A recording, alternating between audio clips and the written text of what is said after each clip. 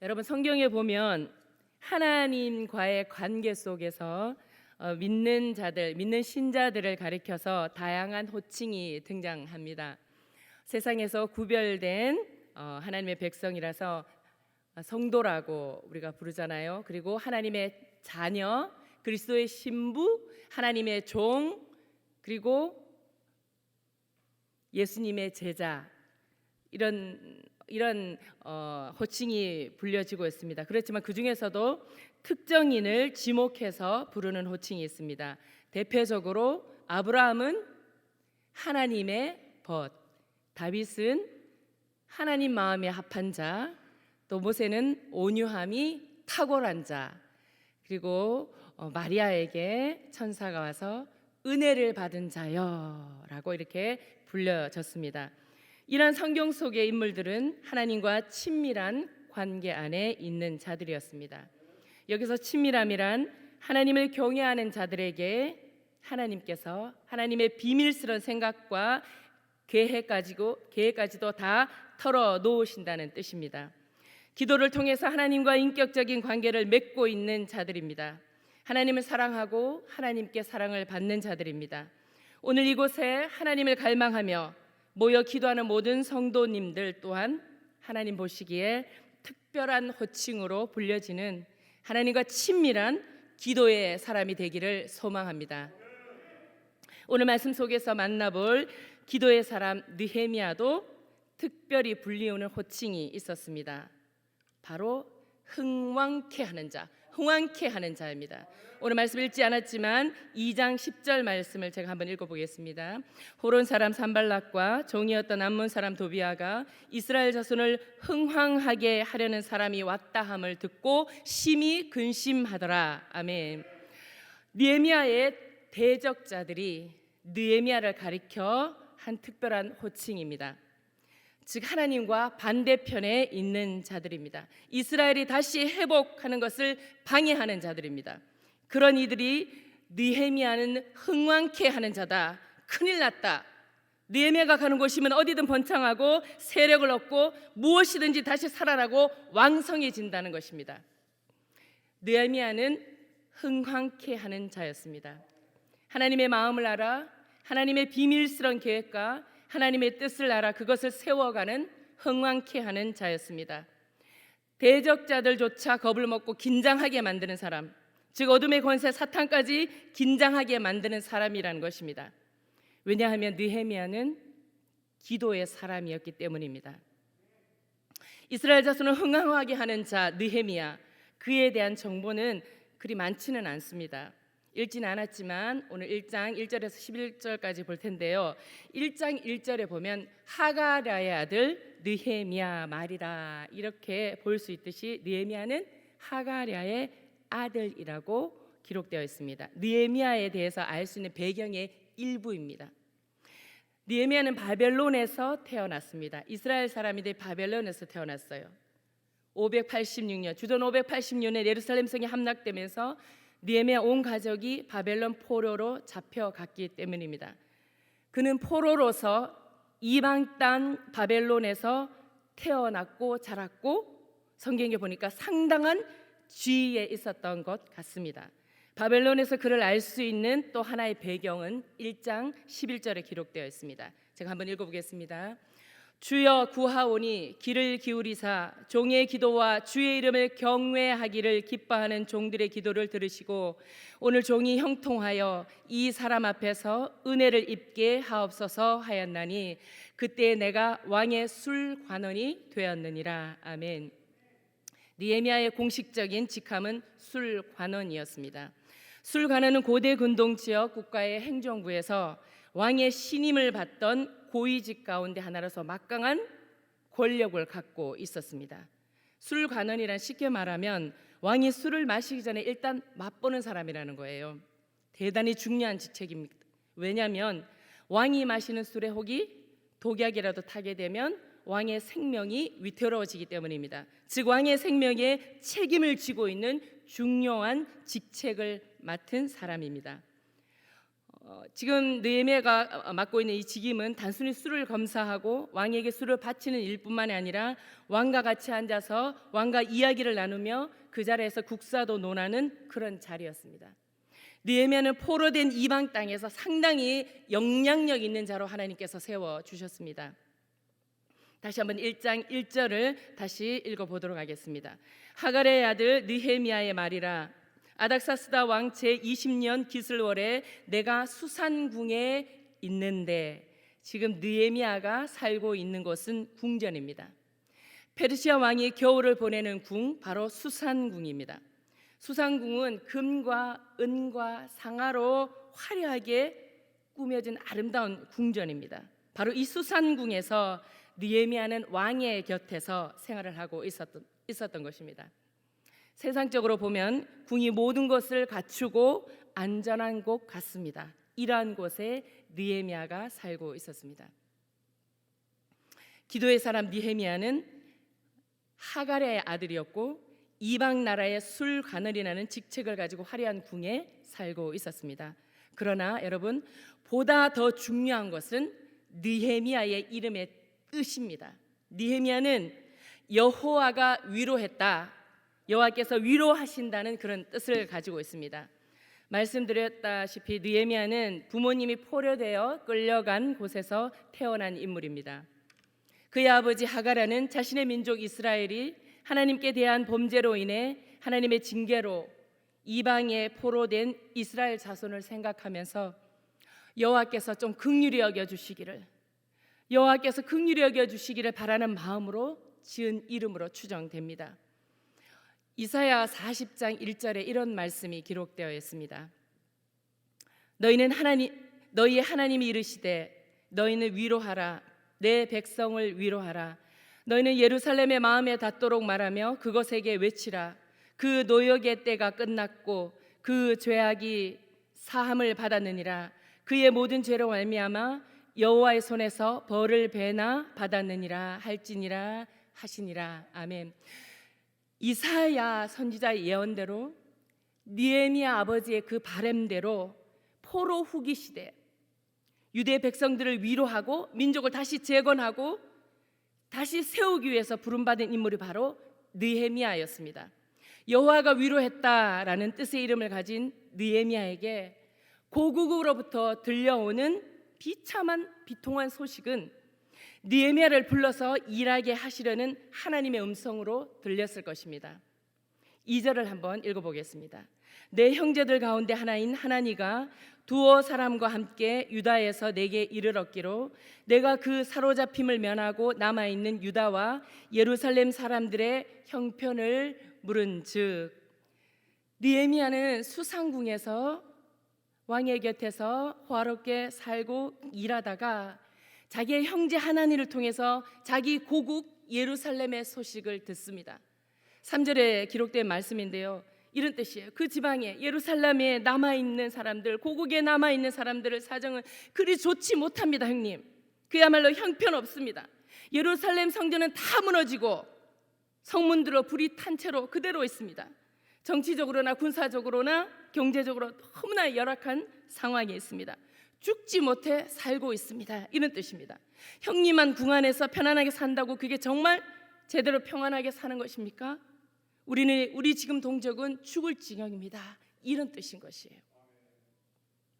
역사적인 포로 귀환은 이루어졌지만 슬프게도 마음 아프게도 예루살렘은 여전히 비참한 상태에 놓여 있었습니다. 바벨론, 즉 페르시아 시대의 제국을 다시 건설한 고레스, 바벨론을 무너뜨리고 페르시아 제국을 일으킨 고레스 칙령에 의해서 이스라엘 백성이 다시 고국으로 돌아갈 수 있는 포로 귀환이 이루어졌지만 예루살렘 온전히 재건하고 회복하기에는, 예루살렘이 힘있게 세워 나가기에는 너무나 많은 대적자들이 방해하고 새롭게 재건하려는 모든 공사들이 중단되어 있는 상태입니다. 그래서 여러 가지로 힘들고 어려운 상황에 있다는 것입니다. 이러한 비참한 상황을 전해들은 느헤미야는 털썩 주저앉아 슬피 울었습니다. 너무나 마음이 아팠습니다. 슬픔에 잠긴 채 며칠 동안 금식하며 하늘의 하나님께 기도했습니다. 여러분, 하나님의 사람들은 시대의 영적 위기 앞에서 하나님의 개입하심을 갈망하며 흘리는 거룩한 눈물이 있어야 합니다. 자신의 영적인 위기에 거룩한 하나님 앞에서 자신의 영적인 비참함을 보며 통회하며 자복하며 회개할 수 있어야 합니다. 가정과 교회의 위기를 보면서 애통하며 가슴으로 흘리는 눈물이 있어야 될 줄로 믿습니다. 느헤미야는 이방 나라에서 술관원이라는 상당한 지위에 있었던 사람입니다. 그러므로 그는 이방 나라에서 자기의 지위에 만족하고 고국의 현실을 외면해 버릴 수도 있었던 사람입니다. 왕의 술상을 차리고 왕의 곁에 앉아서 이야기가 나누는 그는 사랑하는 조국에서 이루어지고 있는 이 현실을 자기가 안다 한들 어떻게 할 수 있느냐 하면서 자기 합리화를 시키며 주변에서 일어나고 있는 동족들의 모든 형편에 대해 눈을 감고 길을 막아 자기만 잘 먹고 잘 살 수도 있었던 사람입니다. 그러나 그는 그럴 수 없었습니다. 바사 제국의 왕궁에 있었지만 느헤미야의 마음은 언제나 하나님의 임재의 상징인 예루살렘으로 향해 있었기 때문입니다. 세상에 살면서 세상에 취해 있으면 하나님의 뜻과 하나님의 마음을 알 수 없는 것입니다. 세상에 살고 있지만 세 속에 물들지 않는 신앙은 그 마음 중심에 하나님의 전이 있어야 하는 것입니다. 성령 하나님을 모시고 살아야 되는 것입니다. 그는 하나님을 사랑했습니다. 때문에 그는 자기 조국의 현실, 예루살렘 성벽이 허물어지고 성문도 불이 탄 채 고난당하는 소식을 듣고 마음이 아팠던 것이에요. 하나님이 이스라엘을 사랑하셨기 때문에 느헤미야는 이 소식을 듣고 하나님의 마음을 가진 느헤미야는 역시 조국 이스라엘을 사랑할 수밖에 없었습니다. 하나님이 이스라엘을 사랑하시기 때문에 이 아픈 조국의 현실을 늘 마음에 품고 살았던 것입니다. 여러분, 이처럼 사랑한다는 것은 어쩌면 상대방의 상처를 내가 받는 것입니다. 사랑하려고 하는 사람마다 때로는 상처받기로 결심해야 합니다. 사랑하는 것은 참 행복한 일이기도 하지만 정말 성숙한 사랑은 아픔이 없이 희생이 없이는 불가능합니다. 내가 남편을 사랑하기 때문에, 자녀를 사랑하기 때문에, 또한 교회를 사랑하기에 동일한 아픔으로 인해 상처를 받는 것을 의미합니다. 교회가 아프면 내가 아픈 것이에요. 하지만 그 상처는 오래 가지 않습니다. 하나님은 상처 속에서 그 아픔 속에서 눌려 살기를 원치 않기 때문입니다. 그러한 상처와 아픔을 가지고 하나님 앞에서 울며 기도할 수 있기 때문입니다. 우리의 모든 짐을 하나님 앞에 내려놓을 수 있기 때문입니다. 주님이 해결해 주실 수 있기 때문입니다. 느헤미야는 상대방의 아픔을, 조국의 아픔을 함께 할 수 있는 믿음의 사람, 기도의 사람이었습니다. 하지만 그는 그냥 울고만 있지 않았어요. 마음이 아프다고 울고만 있지 않았습니다. 그리고 운다고 해서 역사가 변화되지 않습니다. 그는 기도를 아는 사람이었어요. 기도하는 사람이었어요. 울고 너무 마음이 아파 울고 있다가 벌떡 일어났어요. 그리고 하나님 앞에 기도하기 시작했습니다. 이 기도의 사람은 기도를 알고 기도의 영광을 알았습니다. 느헤미야는 기도의 아름다움을, 기도의 힘을, 기도의 권세와 능력을 알고 있었던 사람입니다. 여러분, 기도를 모르는 사람에게는 기도한다는 것이 때로는 시간 낭비로 보일 것이에요. 기도를 모르는 사람에게는 기도하는 것이 일종의 종교적인 장식품에 불과할지도 모를 것이에요. 기도를 모르는 사람들에게는 그냥 사모니즘적인 미신적인 주술 이상의 의미를 지니지 않을지도 몰라요. 여러분, 하지만 하나님 앞에 기도하러 오신 모든 성도님들은 기도가 어떤 의미를 지니고 있습니까? 기도의 비밀을, 기도의 능력을, 기도의 아름다움을 이 시간 경험하는 시간이 되기를 간절히 소망합니다. 기도하는 자의 말은 힘이 있습니다. 기도하면 하나님이 일하기 시작하십니다. 교회의 역사를 움직여온 많은 사람들을 만나보십시오. 많은 사람들을 주께로 인도한 무디를 만나보시고, 명설교가 스펄전, 종교개혁을 한 루터와 칼빈, 또 예수님의 제자, 성령을 받은 베드로와 바울을 만나보십시오. 역사를 움직였던 모든 하나님의 사람들을 만나보십시오.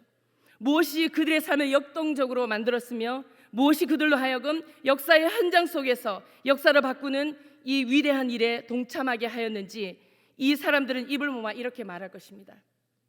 여러분, 기도가 이 모든 일을 가능하게 했습니다. 아멘. 또한 느헤미야는 금식하며 기도했습니다. 모든 기도 가운데서 금식 기도는 가장 절박한 기도의 형태입니다.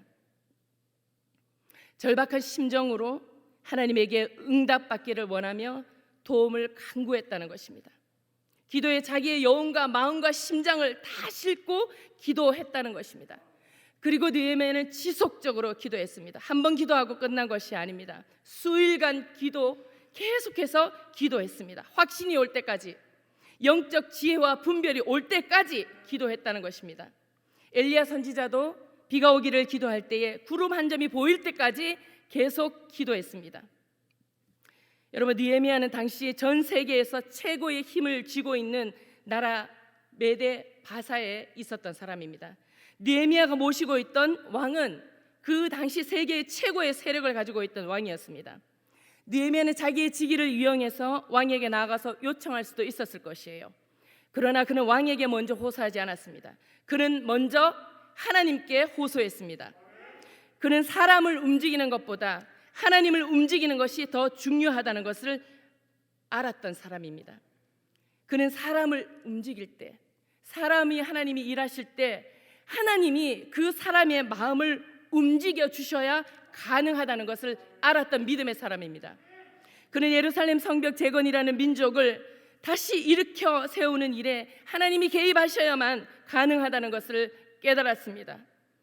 여러분, 그의 기도는 응답되었습니다. 느헤미야 전체의 말씀 속에서 하나님의 손이 개입하시기 시작합니다. 그래서 느헤미야를 읽으면 계속 하나님의 선한 손이 이런 단어가 계속 나오고 있어요. 하나님의 신비한 손길이 역사하기 시작했습니다. 이렇게 느헤미야의 눈물의 기도가 예루살렘 성벽 재건의 씨앗이 되었습니다. 시편 말씀에 여러분 잘 아는 말씀이죠. 126편 5절 6절 말씀에 눈물을 흘리며 씨를 뿌리는 자는 기쁨으로 거두리로다. 울며 씨를 뿌리러 나가는 자는 반드시 기쁨으로 그 곡식단을 가지고 돌아오리로다. 아멘. 여러분, 기도의 사람 느헤미야는 어떻게 기도했을까요? 하나님의 보좌를 움직이고 역사를 바꾸는 위대한 일을 가능하게 했던 이 기도의 비밀. 첫 번째, 느헤미야는 기도의 대상을 분명히 알고 기도했습니다. 5절 말씀을 한번 읽어보겠습니다. 이르되 하늘의 하나님 여호와 크고 두려우신 하나님이여, 주를 사랑하고 주의 계명을 지키는 자에게 언약을 지키시며 긍휼을 베푸시는 주여 간구하나이다. 우리는 기도할 때 먼저 기도의 대상을 불러야 합니다. 우리 기도는 분명히 살아계신 하나님, 인격적인 그 하나님을 향하여서 드려지는 것입니다. 느헤미야는 자기의 기도하는 대상을 알았습니다.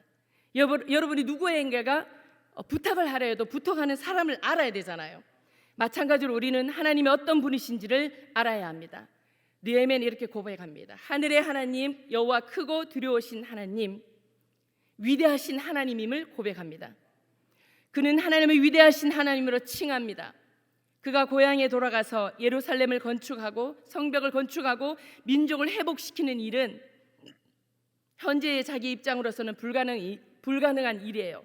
그렇지만 그는 이 불가능한 과제에 도전하기 위해서 크신 하나님께, 위대하신 하나님께 이 문제를 가지고 나아갑니다. 여러분, 하나님은 어떤 분이십니까? 크신 하나님이십니까? 여러분에게 위대한 하나님이십니까? 크고 두려우신 위대하신 하나님이 우리의 하나님이 되신 줄을 믿습니다. 아시아의 기독교가 전파되기 전에 어두운 시대에 여러분 잘 아시다시피 윌리엄 캐리는 세계 선교의 장을 열기 위해서 배를 타고 인도를 향해 가고 있을 때 다음과 같은 유명한 말을 남겼습니다. 위대하신 하나님을 믿으라. 위대하신 하나님께 기도하라. 그리고 위대하신 하나님께서 위대한 일을 이루실 것을 기대하라 라고 고백했습니다. 그리고 느헤미야는 신실하신 하나님께 기대었습니다. 느헤미야는 하나님은 주를 사랑하고 주의 계명을 지키는 자에게 언약을 지키시는 분이지요. 하나님이 그렇게 신실하신 분이지요 하고 하나님을 신뢰하며 나아갔습니다. 그리고 또 느헤미야는 자비로우신 하나님께 의탁합니다.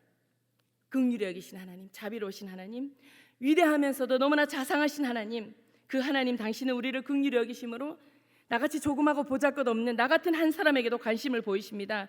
나의 삶 속에서 일어나는 눈물과 고통, 모든 사건 속에 관여하셔서 나를 사랑하십니다.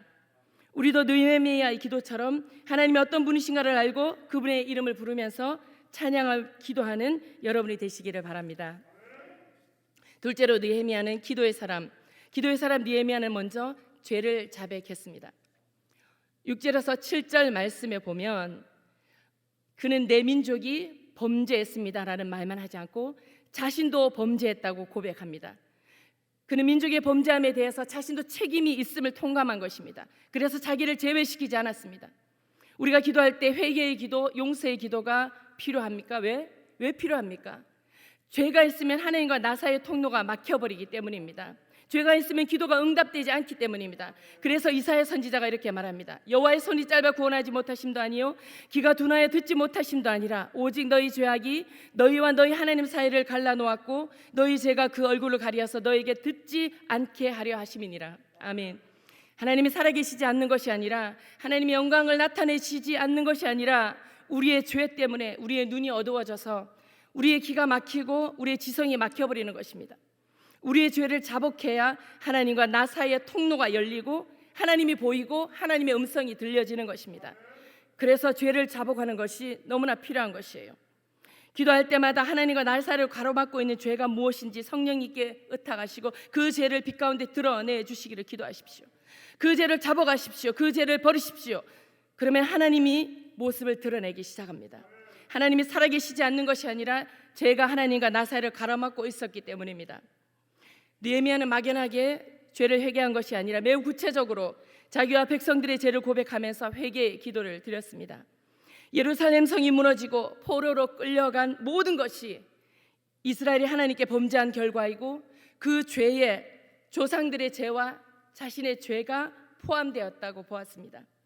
하나님께서 자신이 무슨 죄를 지었는지를 분명히 깨닫고 철저하게 회개할 때 비로소 죄를 용서하시고 기도에 응답하신다는 것을 기억하고 늘 하나님 앞에서 자신의 죄를 보고 회개하며 하나님의 다스림 속에 살아가는 진정한 기도의 사람이 되기를 소망합니다. 셋째로 기도의 사람 느헤미야는 하나님의 약속에 근거해서 기도했습니다. 8절 9절 하나님의 약속의 말씀에 근거해서 기도한 내용은 그렇습니다. 하나님이 범죄하면 흩어져 버릴 것이요 그리고 이방의 포로가 되었잖아요. 하나님의 말씀을 지켜 행하면 다시 데려올 것이라는 신명기 28장의 말씀을 근거해서 청컨대 하나님 당신의 약속을 기억하여 주십시오. 우리가 그 약속에 의지하여 회개하오니 우리에게 새로운 역사를 시작하여 주옵소서 하는 이 약속을 믿고 하나님께 이스라엘 문제를 해결해 주실 것을 간구하였습니다. 느헤미야는 자기 백성의 회복에 대한 하나님의 언약을 호소했고 그의 믿음의 기초가 하나님께서 그의 백성을 위해 행하시는 구원 역사에 있음을 믿고 하나님의 약속의 말씀을 붙들었습니다. 이와 같이 느헤미야의 기도는 자신을 철저히 포기하고 헌신하면서 하나님의 약속에 근거해서 기도했습니다. 그리고 마지막으로 느헤미야는 자기가 기도한 것에 대해서 책임을 지었습니다. 11절을 읽어보겠습니다. 주여 구하오니 귀를 기울이사 종의 기도와 주의 이름을 경외하기를 기뻐하는 종들의 기도를 들으시고 오늘 종이 형통하여 이 사람 앞에서 은혜를 입게 하옵소서. 아멘. 그는 하나님께 기도드린 다음에 왕께 나아가 왕에게 자기의 고향 예루살렘을 건축하는 데서 도움을 청하려고 나아가려고 합니다. 그러나 왕에게 청하기 전에 먼저 하나님께 기도드리는 것입니다. 그는 기도하면서 하나님께서 왕의 마음을 움직여 주실 것을 믿었어요. 이제 왕에게 이야기를 하려고 나아가려고 합니다. 왕이 싫어할지도 모르고 필요 없는 청탁을 한다고 외면할지도 모르고 자신의 지위가 박탈될지도 모르지만 그는 담대하게 어떤 대가를 지불하고라서도 자기의 기도에 책임을 지기로 하고 왕에게 나아가기로 결정합니다. 여러분, 기도했으면 일을 해야 합니다. 느헤미야는 말로만 기도한 것이 아니라 그 어떤 대가를 지불하고라서도 고향에 가기로 작정합니다. 행동으로 옮겼습니다. 예루살렘에 가서 민족 재건에 동참할 작정을 하였습니다. 그는 자기의 기도에 책임지기로 결의하고 기도하였습니다. 여러분, 때로는 기도하면서 참고 견뎌내야 할 때도 있습니다. 기다려야 할 때도 있습니다. 하지만 참고 견디는 것 이상이 필요할 때가 있습니다. 그것은 모든 것을 돌파하고 나아가는 믿음인 줄 믿습니다. 느헤미야는 충분히 하나님께 기도하고 왕 앞에 나아가서 예루살렘 성벽을 재건하기 위해 이스라엘 백성들을 일으켜 세우기 위해 왕께 나아가 문제를 돌파하기 위해서 나아갔습니다. 말씀을 맺겠습니다. 느헤미야는 당시 세계를 제패한 메데 바사의 술관원으로 당시의 높은 지위에 있었던 사람입니다. 그러나 그는 자기 개인의 안일에만 만족하지 않고 항상 조국의 현실에 대해 걱정하였습니다. 그는 하나님 앞에 열린 귀와 영적으로 부릅뜬 눈으로 자기 주의 상황에 대해서 똑똑히 보고 들으면서 안타까운 심정으로 기도하는 사람이었습니다. 그는 모든 것을 전능하신 하나님께 맡겼고 하나님께서 응답하실 것, 하나님의 응답하실 것을 기대하고 믿음으로 행동한 사람입니다. 그리고 느헤미야는 이름대로 살았습니다. 하나님의 백성을 위로하고 세우고 살리는 삶을 살았습니다. 그는 흥황케 하는 삶을 살았습니다. 고국을 사랑한 그의 기도와 삶은 우리 모두에게 큰 도전이 될 줄로 믿습니다. 우리에게도 이 시간 느헤미야에게 주신 하나님의 마음으로 가정과 교회와 민족을 위해 기도하기를 원합니다. 이렇게 하나님 앞에 문제를 놓고 때로는 눈물로, 때로는 하나님 앞에 마음을 찢어 기도할 때 하나님의 역사가 시작될 줄로 믿습니다. 하나님이 일하기 시작할 줄로 믿습니다. 기도하겠습니다.